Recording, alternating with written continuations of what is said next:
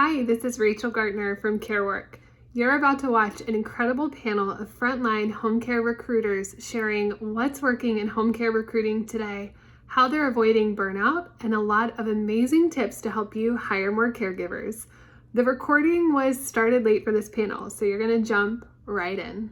Absolutely. We all know how quickly things can change in the caregiving industry from month to month sometimes. So definitely super important to stay up on industry trends and really agile in making those changes. So thank you guys so much for answering that. Next question, how do you balance the needs for quick hires with making sure you find the right fit? Cayenne. Okay, so I love this question because I love talking about metrics, and I feel like that's where you're going to be able to find that balance the most.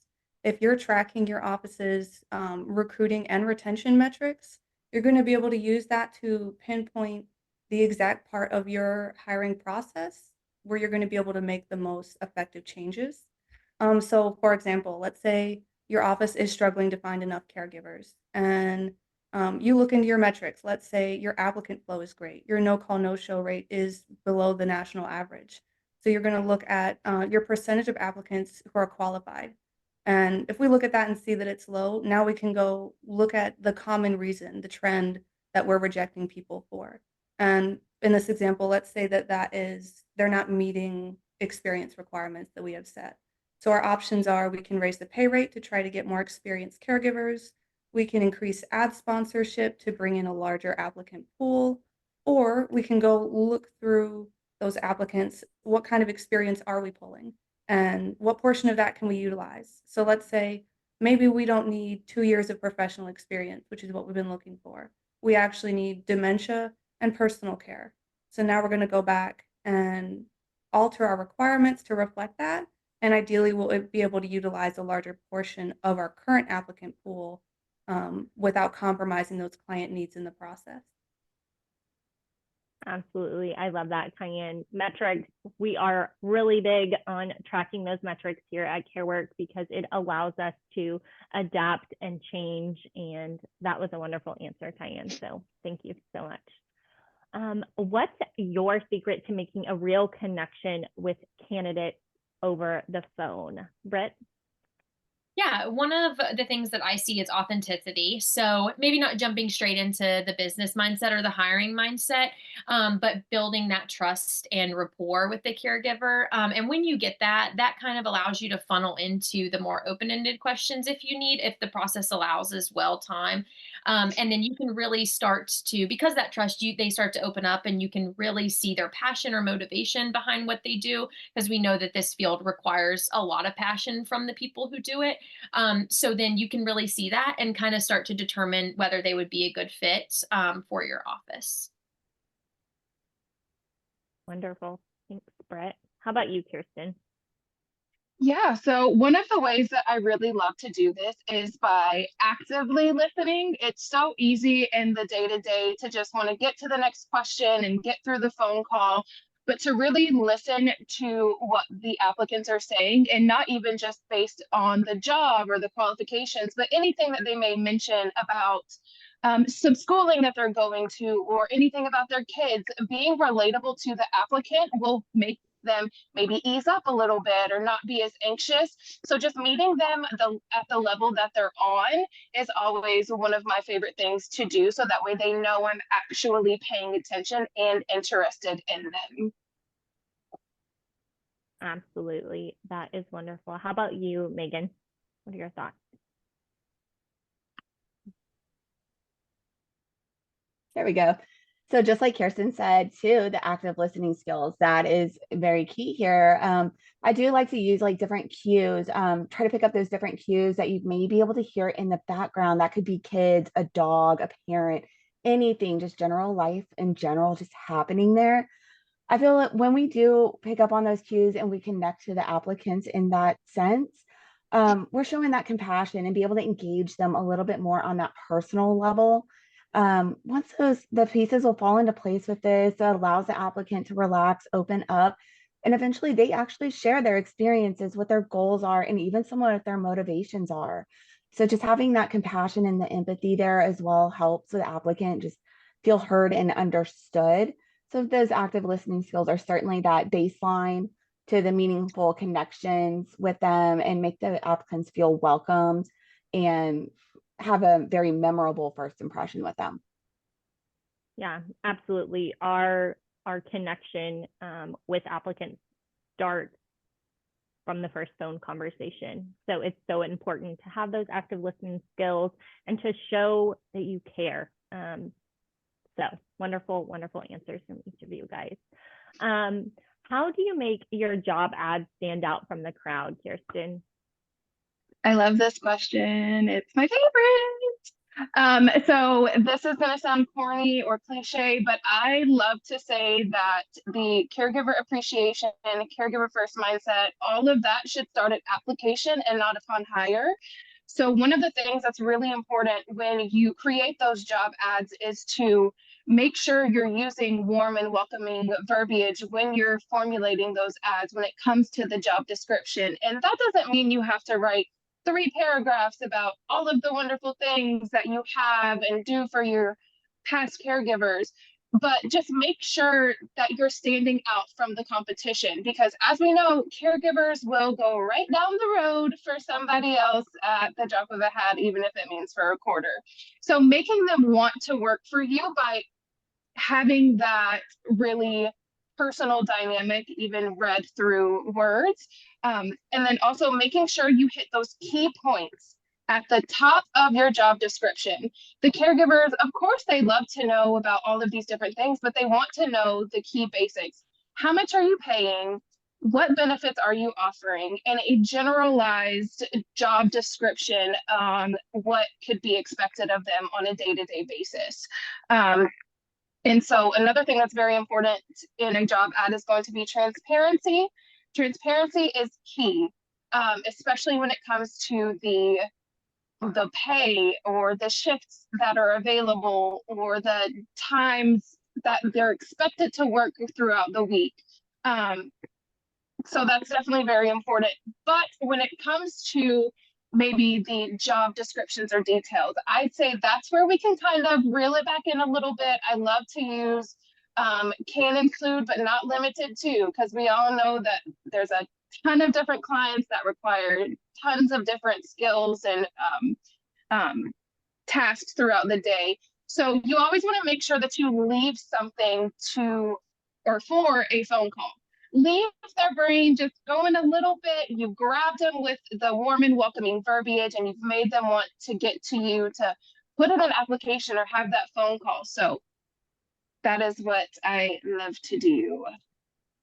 Yeah, I love that you mentioned that transparency, because that builds trust from the moment that they're looking at the job ad, when they can see exactly the pay, potential shift availability, and that shows that your company cares from the very beginning. So I love that. Thank you so much for sharing that, Kirsten. All right. What's one change you've made to your recruitment process that had a big impact, Britt? Yeah, so the biggest impact or biggest change that I've seen make the biggest impact is the style of interviews. So this is from a personal story that I have. Of course, we all know no call, no show rates are unfortunately plaguing the nation, not just in healthcare, but everywhere, but especially healthcare. So going from that traditional one-on-one, it may be the one person per 1 hour interview slot, and switching that to the group interviews. My personal story, we packed 10 people in because it was in an area where it was horrible for the no call, no show rates, way above the national average, which you already know is not ideal. But you could do 3, 5, whatever you're comfortable with and your office staff can allow, or you think that you guys can handle, switching to that, because the numbers are really in your favor at that point. And the first part too is efficiency, right? We all know time is money, and people are busy. Again, especially in any healthcare related field, people are extremely busy and extremely crunched. Our workers are burnt out and pushed to the limit, including the office staff as well. So being able to streamline that and have that, like I said, those numbers work in your favor. So again, streamlining the process, and then if a no call, no show does happen, then it's less disruption in your schedule as well. As you know, if you have 5 people and 3 no call, no show, as opposed to you only have 1, and then that's an hour that, kind of was disarrayed, even if you can go back to what you're doing. And again, like I said, a win-win, right? One person shows up out of the 10 that you book, then you get that traditional interview and you get to have that one-on-one real connection with that person where you can sit down and really talk to them and go back to kind of like the basic interview. But if all 5 show up or all 10 show up, you also get benefits with that as well. So you get to evaluate peer intercommunication skills and how they're going to relate to a client or a patient. And then also to getting to candidate compare. So like you're seeing 10 people all together and getting to compare them. It's a lot easier just psychologically to compare people when you're looking to find that good caregiver for your company, for the client, whatever it may be. So switching the interview style, it's hard because a lot of people, we have this traditional mindset and the world is changing, things are changing, jobs are changing. Everything is changing very rapidly, especially after COVID. So switching that interview style, and we could even dig into it deeper and do virtuals. The group is what worked for my office, but I've seen virtuals work as well, just not to the extent in my example. But just changing that interview style, I have seen a huge impact instead of doing that traditional one-on-one, changing to virtual or, like I said, group. Yeah, I think that's wonderful, Britt. And I think from what I'm gathering from what you're saying is being flexible and willing to try other things, doing group interviews or trying virtual. If something is not working, being flexible to make those changes with your recruiting strategies and the recruiting process is so important. So I love that specific example of how that worked out in that office's favor. So that is wonderful. Yeah, and looking at the data too, like you said, going back to evaluating that data and then changing if we need to or not changing, see if it worked. Yeah, I think that's wonderful. Awesome. Do we have a question about this specific example? If so, you're free to chime in, or we can wait until our panel is over and answer that for you.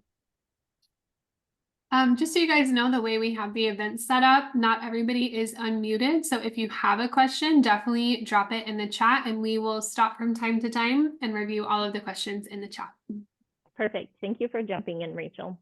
It looks like we do. So maybe we can open that up at the end as well to unmute some participants. Wonderful. Okay, we will move right along. All right.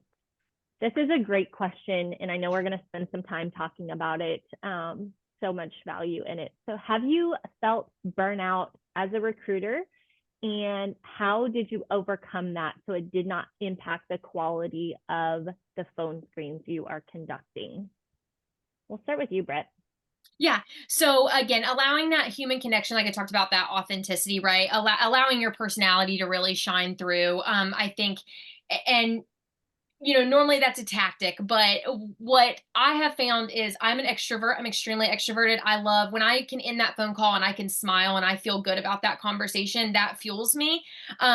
Maybe not in a way that an introvert would. So this is maybe more specific, but a lot of people in healthcare are extroverts. You're sitting and talking to clients or patients all day in the healthcare industry, and families. So it doesn't just, seclude to the client. So I think thriving off that Carework, we're not AI, we're not out of the country. We're real people finding real caregivers for real people in need. So developing that human connection, like and Kirsten both touched on, allowing yourself to pick up on those cues and really connect with those people so they can hang up that phone and you guys are both smiling. If you're an extrovert, this tip is for you, I guess. It can really fuel you and keep you motivated where you're going off script per se. Everything I think is really can draw back to caregiving, even the off topic stuff. You can find out stuff about their kids, dogs, that's caregiving, just in a different facet.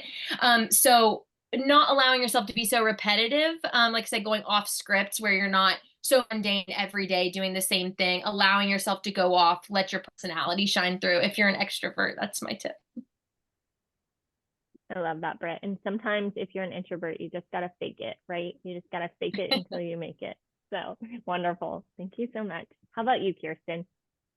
Yes. So I have 100% gotten burned out before. And it's easy to do. It's easy to do when you like to meet those goals, expectations, crush them, smash them, all of the above. So one of the things that I really have to do is make sure that I am feeding myself and drinking water or some sort of liquid, because we all know that if we are not feeding our bodies are not going to perform at their max capacity. So it can be difficult, but you have to make sure to take care of yourself in the same way that you would take care of your children or your spouse or your dog or whatever. You just need to make sure that you are putting yourself first. Yes, that is wonderful. Self-care is so important in everything we do, but especially in the home care recruiting field. We know you can get burnout. So that is wonderful. Thank you, Kirsten. How about you, Kyan? Absolutely. So for me, I think it's two parts. One part of that is finding a disconnect from work. For us specifically, we work remotely, so I can get on my computer at any point in time and handle certain aspects of the job. I will admit I'm very bad at that part. So that's one that I'm working on actively is finding that disconnect and in engaging with my family and things that kind of fill my cup so I can come back the next day feeling refreshed. And the second portion, which I do lean into, I'm an introvert. And I did think I would struggle with recruiting, but I enjoy it a lot. I love those phone calls, especially when they're successful. And the ones that aren't are the ones that will burn you out, especially if it's like back to back to back of caregivers that are not having a good day or not having a good week. And for me, getting in that caregiver first mindset, you guys talked about building that trust. I think that I love that I get to build that trust with an applicant because they're applying to multiple places. I don't know what the caregiver agency they talked to yesterday or the day before or tomorrow put them through because sometimes there is a lack of transparency and there's a difficult amount of hoops to jump through at times. So I really enjoy reminding myself that I'm able to do that. And that's something that I don't know. It just feels like an honor to be able to be in that position to do that for agencies. That's my part that I enjoy. I love that, Kyan. Yeah, we talk a lot here at Carework about having a caregiver first mindset. It is the core of everything that we do here. So love that you mentioned that. Thank you for sharing that, Kyan. How about you, Megan? So to be honest, I did not realize how much we needed to prioritize self-care until I became a recruiter and felt that burnout at one point. It is very important. The job can be stressful 100%, but we don't want that to impact our quality of work here. We don't want it to impact the offices or even anybody else here. So taking those breaks, reminding you to drink the water, although most of the time it does look like iced coffee, but sure enough, it is water, I promise. But those things are really important. We also have a really great, amazing support system here at Carework as well. So our culture here within our pod, our little business here, it's so we've definitely like I could call up any of one of them and be able to just talk out through processes, feelings, all of it. That support system helps with the burnout tremendously. It helps alleviate all that stress. Just getting different perspectives helps a lot. Yeah, I love that. I mean, everything that each one of you said, truly wonderful. Megan, I love that you mentioned that support system. Yeah, other people that are going through it as well and can just bring you back and remind you of like the core mission of what we do and why we do it and bounce ideas off of it as well. So thank you guys so much for sharing. We are going to open it up to questions from our participants.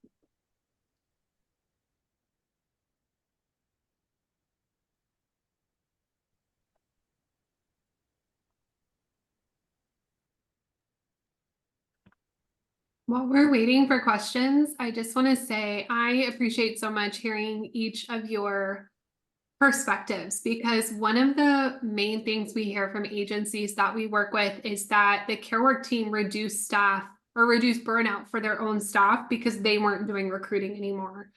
And I love to see at our summit today that all day our attendees have been very evenly split between the leadership track and the recruiter track. So we know many of you here are frontline recruiters, you are doing it. And I want to encourage you to take this to heart, that what you do is very hard. It is a difficult job because it is an uphill battle for most agencies all of the time. So if you're feeling that way, you are not alone. We are here with you. And if you need some of that camaraderie, today is a great place to ask the questions that you have and learn from other recruiters. I just saw somebody actually dropped in the chat and said they would love to hear more about the group interview process. Have you found that the candidates are comfortable with this style? Yeah, so I can answer that since I have some personal, like I said, the story dear to my heart. We got a lot of great impact from it. So what we did is we, like I said, packed people in. We went from that traditional one person, 1 hour time slot, and we went to 10. Now, of course, that is very taxing on an office if everybody shows up, I think even for the largest offices. So you could speak with your hiring management, whatever team that looks like, and see, hey, if everybody shows up on the off chance, what is something that we can handle? That's the first conversation that we had. And we knew that it was going to be slim to none. I don't think we've ever had all 10 show up. I think the most we've had is 6. So getting those people in, and transparency is important. But what I have found in my experience is not posing it as a group interview, and then they come in, and it's more, like I said, it's more organic, I guess. They can come in and you can see that interpersonal communication skills when they're put into a room with a lot of people, and then that candidate comparison as well. So not posing it, because we did some research, and when you put out that it is a group interview, sometimes they can lean back the opposite way and not want to show up because they don't feel the pressure that somebody's time is waiting on them. So I know it's a balancing act, right? Transparency is very important, but also too, we do have to think about our process and what is going to get somebody in the door where we can show them our culture and really reel them in. I think it would have to, for me to get more in detail, I think I would have to look at directly the process and see what that is. But for the baseline, I think one, discussing how many people at max you could pack into that hour. And then 2, be ready to mediate that interview if multiple people do show up, or spin that in a way where one person could do paperwork and then one person could talk, and then flip. I've seen that as well. I don't know if anybody else has good tips for what they've seen in the office. Yeah, so one of my offices, we also switched to group interviews for the same reason. The no call, no show rates were crazy. And then we made that transition, and we were able to be more effective with our time management, just applicants working through the pipeline. And so one of the biggest things I think would be having the ability to stagger the parts of the interview. So I would probably recommend, don't bite off more than you can chew when it comes to deciding to allow for group interviews in correlation to the amount of office staff that you have. If you could only allow for 3 in a group interview, that's perfect. That's enough people in the office to allow to stagger that throughout the interview process. I think that's wonderful. And also, being welcoming as these potential several candidates walk into the office will also tremendously help with that, anxious feeling or anxiety. Just welcoming, be caregiver first, and let them know that, do a little round robin, meet the office staff, just embody whatever morals your company really hopes to portray and actually acts on, not just portrays, but embodies. I would definitely say that's very important as well. Yeah, I think that's wonderful. And go ahead, Rachel. Oh, thank you. I was just going to jump in and say, we've worked with a lot of agencies on this. And the mindset you have to have is, first of all, most of the time they're not all going to show up, right? Agencies are doing this because they have a high no call, no show rate. So they know on average, everyone's not going to show up. And if they do, exactly what Kirsten said, have it set up so that if they all show up, you have a way to manage it. And then if they do all show up, what a great problem to have. What a great problem to go, oh, wow, we actually have 3 people all here at the same time. Like for most agencies, that's not going to happen all the time. And then when it does, it's very exciting. Absolutely. I want to add too, I think it can build connection among the employees because within the home care industry, obviously they are going into people's homes, and we've heard it can be very isolating as a part of the team when they don't feel the connection to other people who work at the company. So allowing them to, you know, kind of meet and mingle can be a great way to foster that that team environment and camaraderie and relatableness that so many people crave when they join a company, right? Like they want to essentially find a family to kind of connect with. And so I think it's a great time to allow for that, doing those group interviews to make a connection right from the beginning. So wonderful. Thank you guys for answering that. Yeah. I have another question. How quickly are applicants telling you that they need to start working during that first call? And how does this factor into them coming to interviews? So I can actually jump in right here since I am actively screening right now. Typically, I have a lot of applicants that are looking to start immediately. Most of them will say, I'm ready to start as soon as possible. Very rarely will I get anybody that says, oh, I need to give my current workplace 2 weeks.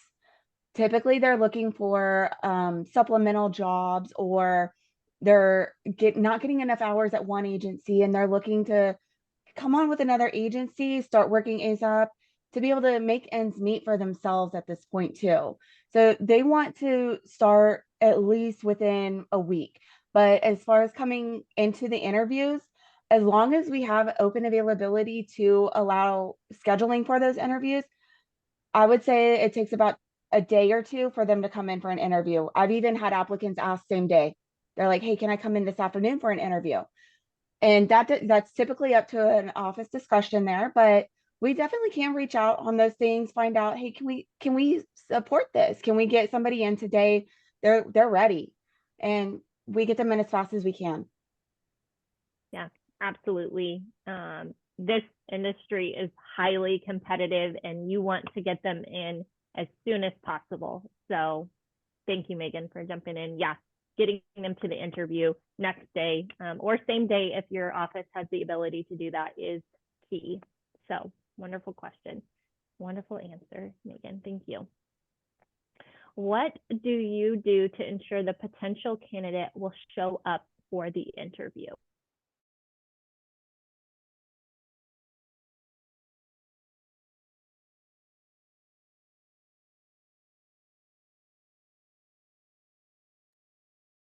I can't hear anybody. With them. Can you hear me? Huh? Okay, it came back. Was it just me? Oh, There you go. Go ahead, Kirsten.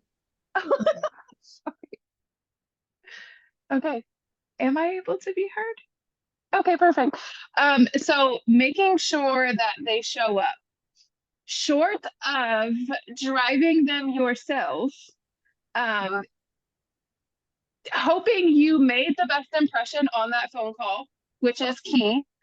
Making sure that you live up to the expectations and guidelines you have set for not only yourself, but for the caregivers. And most importantly, getting them in the office as quick as possible. As quick as possible.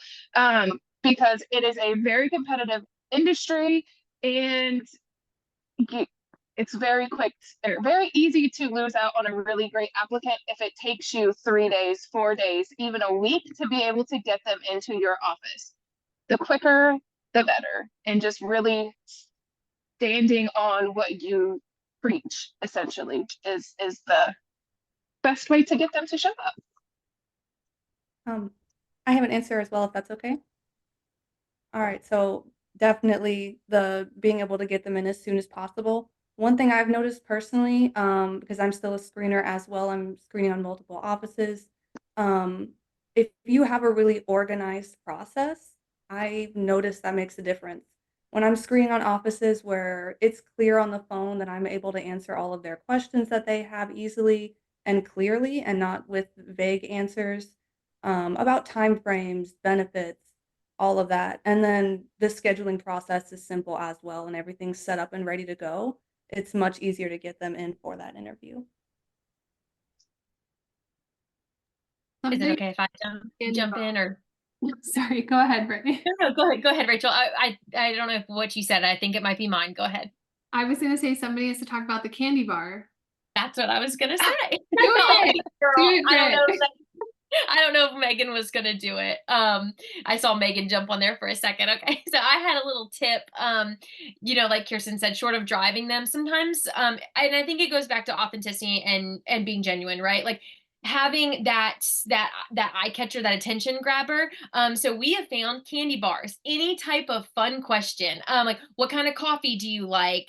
You could even go as far as like lunch if you have those resources. What sandwich do you like? But a simple one is candy bars, like Rachel said. Do you like plain or peanut M&Ms? Do you like peppermint York patties, or do you like Mr. Goodbar? Any type of fun question to get them engaged, where one, they don't think it's a bot or automated, and two, it's almost, again, psychologically, it's your responsibility as a human. You feel that when you have a question, when somebody's asking you to respond, and then you feel wanted, like, oh my gosh, I get a little candy bar. Who doesn't love a little treat? Like Megan said, the iced coffee, if you have the resources to have a little vanilla pump or hazelnut pump and you get them an iced or warm coffee, if you have coffee in your office. So any type of attention grabber in an email and in a text message is great. And then we know that text message is the main communication, especially with just this generation and the generation coming in. But the other thing too, I found in email, if they do read it, which is sometimes rare, which I get it, email is in and out sometimes. Text message is the most efficient, but you can be more lengthy and more detailed in an email. And having those clear directions to your office. Some office buildings, I'm sure everyone on here can vouch for this, is not a standalone brick and mortar place. It is in an office building on the third floor, back behind 3 dentist office. So having those clear directions on where exactly to go, where can you park, giving them those little tips, because a lot of people, again, this is generationally, and me and Megan talk about this a lot. Some people get, and I say me because I'm a millennial, we get that anxiety of where do I park? What floor do I go to? So when it is clear and they have that direction, it is a for sure thing. And they feel parking anxiety, yes. And then they feel valued that you took that time out to explain to them. So that attention grabber, and then clear directions in any way that you can. All of these are wonderful answers. I think it just circles back to truly caring about each candidate, right? Showing them from the initial interaction how much your company cares. Cute little candy bar text messages, going the extra mile of providing them pictures of this is what our door looks like truly just caring from the very beginning. So love all the answers. Parking anxiety is a real thing. I work remotely and my entire process is virtual. What do you recommend to attract candidates? Do we have time to answer this? Are we going over? We're good? Okay, wonderful. All right, who wants to jump in? I can answer if nobody else wants to go. So I have an office that they have a wildly expanded service area, which is a beautiful thing. Love that. However, when it comes to that, we all know that a caregiver is not going to want to drive an hour out of their way for an interview, especially at that. So having the opportunity to offer virtual interviews, even for offices that have brick and mortar buildings, is still a great thing to think about offering. But for those that work remotely and virtually, finding a platform that works best for you, one that, reduces the lag and allows that interaction and, the chat form, or dialing in, because sometimes the internet is weird and it doesn't always want to work. So having that option to dial in, but you can still maintain that same connection through words, and it's all about the verbiage you choose. You can be, in the same sense I spoke about job ads, you can have that warm and welcoming verbiage, throw some emojis in there. Is that what they're called? Like emojis or emoticons or whatever people call them. Throw them in there. Have a fun time. Make every part of your process as equally attention grabbing. Stay connected. It's a lot easier when you are working completely virtually and remote to lose that connection throughout certain parts of the process. So make sure that you stay connected with your candidates throughout every step of the process. Make sure you touch back with them after an interview or even a day or so before an interview. You can schedule an email to be sent to them. Just making sure you remain truly interactive and making sure that they know that they're wanted and not just another body is one of the best things I can suggest. Absolutely. That is wonderful. Kirsten, does anybody have anything else they want to add to this? Yeah, I was going to even say on the opposite end. So I have an office and we were having trouble. They switched to virtuals and it was a great success, but we did have some, a large population are younger people that are coming in, but we do have some of those older people who are not, or older generation, I should say, more mature, that are not as technology efficient, and that does scare them away a little bit with if you have to do virtual interviews. So doing it the flip side, right, with those emails, because the more mature generation does read those emails, they're a little bit better at the email.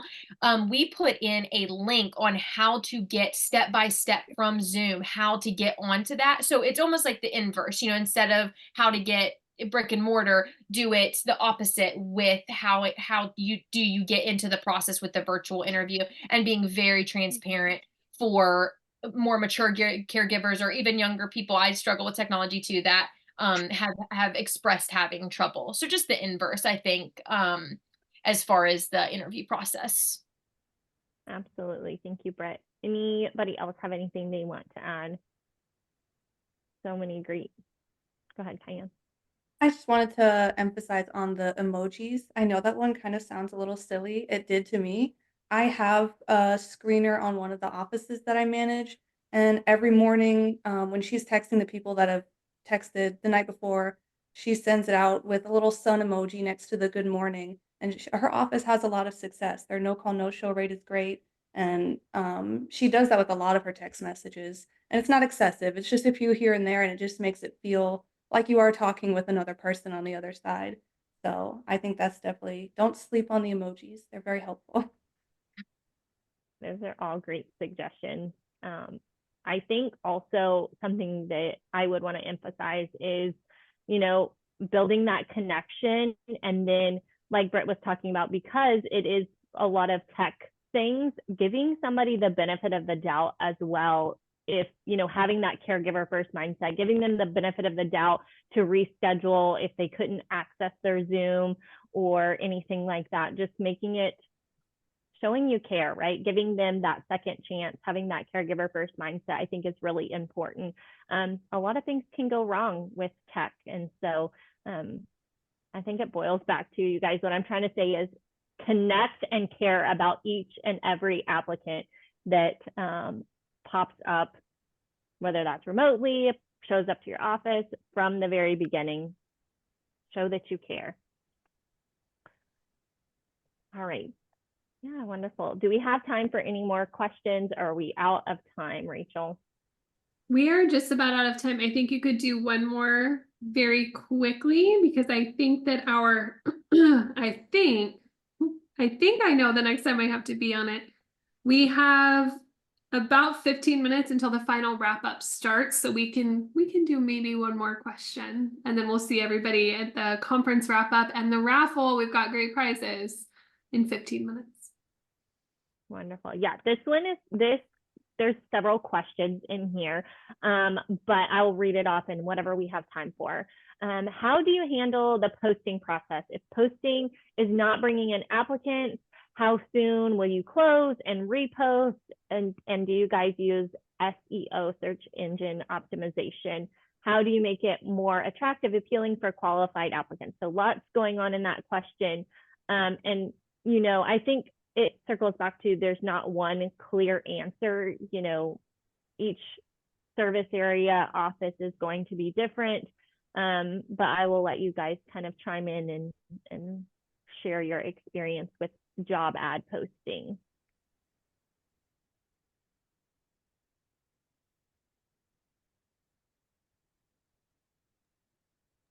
I'm going to jump in really I'll go. while you guys Go ahead. decide. I did have the time wrong. We have 15 more minutes, so we can definitely keep going. You guys go ahead. Okay, so I'll jump in super quick because mine is short. I'm gonna listen intently because I'm still learning this as well. But one thing I learned recently was really sprinkling in those keywords, caregiver, whatever in your area specifically is gonna boost you in that algorithm. One of my coworkers recently told me when she puts benefits requirements, she puts caregiver benefits, caregiver requirements. You're getting those keywords in there, and when I did that, those ads definitely had a bit of a boost after that. So Wonderful. Thank you, Kanya. And Kirsten, do you have something to add? Oh, did you just know I wanted to say something? I love that. That's Knew. okay. Call me out. No, it's fine. I love it. So, how do you make them more attractive and appealing for qualified applicants? First of all, I'm sure if you've ever heard Rachel speak before, you have heard her say, do not just look at the resume and only the resume, hire beyond the resume, because a lot of the times people do not update their resumes. But also a lot of the times in the caregiver world, they do not think to put those private duty clients that they worked with outside of an agency on their resume, even though they may have worked for them for 2 years, 3 years. So hiring beyond the resume is really important. And if you have some deal breaker questions that are an absolute, I can't hire without these qualifications or driver's license, many of the different job platforms allow you to put deal breaker questions into play. You can do it on Apploy, Career Plug, Indeed. Those are the ones that my brain could think of at this moment. But all of those platforms, you can kind of automatically weasel people out of your applicant flow. But definitely be warm, be welcome, make them want to work for you, because at the end of the day, you need them. So I will. No, that is wonderful. Thank you, Kirsten. Does anybody else have anything they want to add? Yeah, I'll speak on one thing really quickly that I have learned that's really helped, and I have helped a lot of offices. A lot of people will advertise where their clients are and not where the caregivers are when posting job ads. So instead of posting where your clients are up here, in a suburb, if the distance allows, post to that city, right? So like Nashville in a suburb.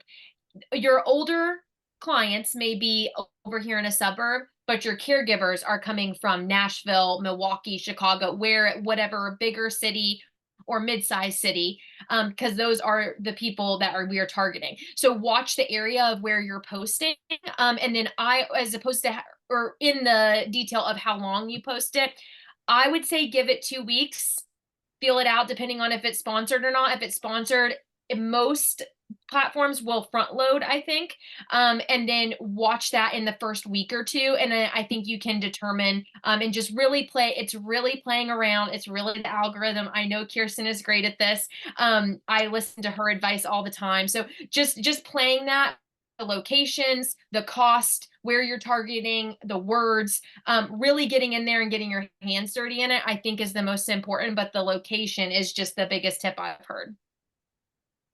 Yeah, absolutely. That's wonderful. I think you answered that first question of how long to post. And yes, we do use those keywords to target the search engine optimization.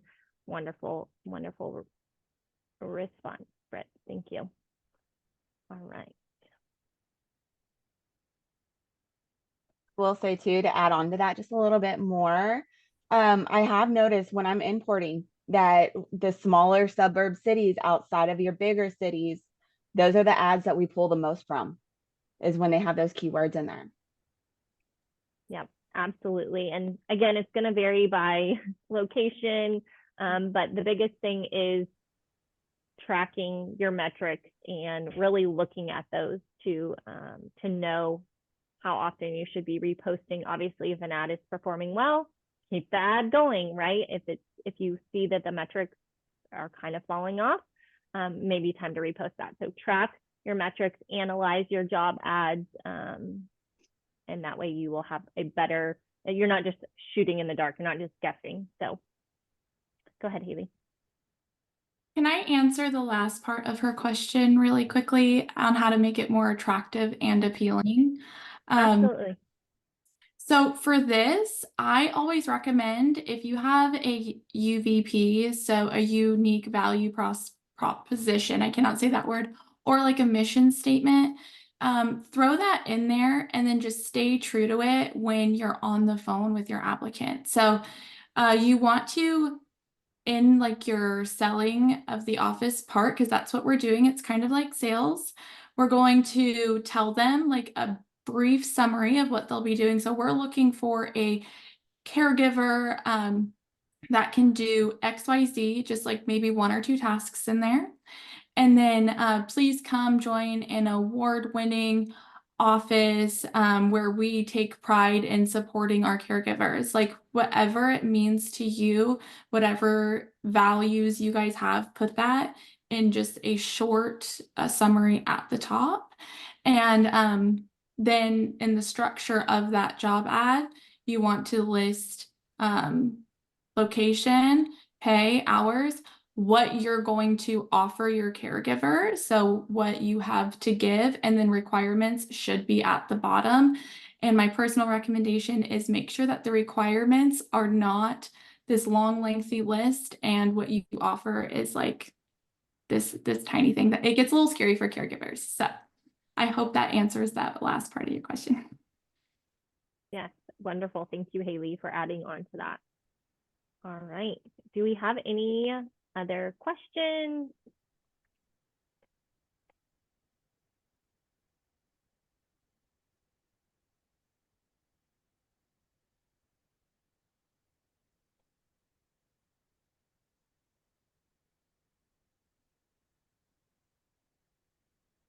All right. Wonderful. Well, thank you guys for joining us. We could talk caregiver recruiting all day. So we are going to do our raffle at 4:30. Please make sure you're present for that. It's going to be wonderful. It's going to be so wonderful. And we're actually going to start that in just a couple minutes. It goes from 4:15 to 4:30. So go ahead and hop out of the break room that you are in a minute. You're going to go to the bottom and say leave room, not leave meeting. Go on over because we have some great raffles and you have to be present to win. And you do get to like pick your prize from a very cool list. So jump on over to the main session and we will see you guys there in just a minute.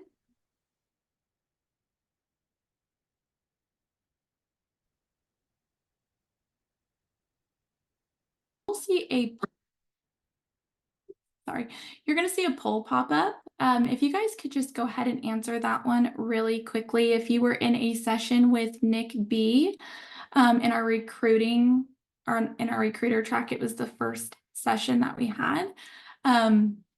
Just let us know if you want him to send you more information about his newsletter. And then here in like 5 minutes, we're going to open up another one for our breakout sessions that we just had. So if you guys can just answer this one, and in 5 minutes, I'm going to launch another one for this one. And then we will go right into our closing and our raffle, which I'm so excited about, you guys.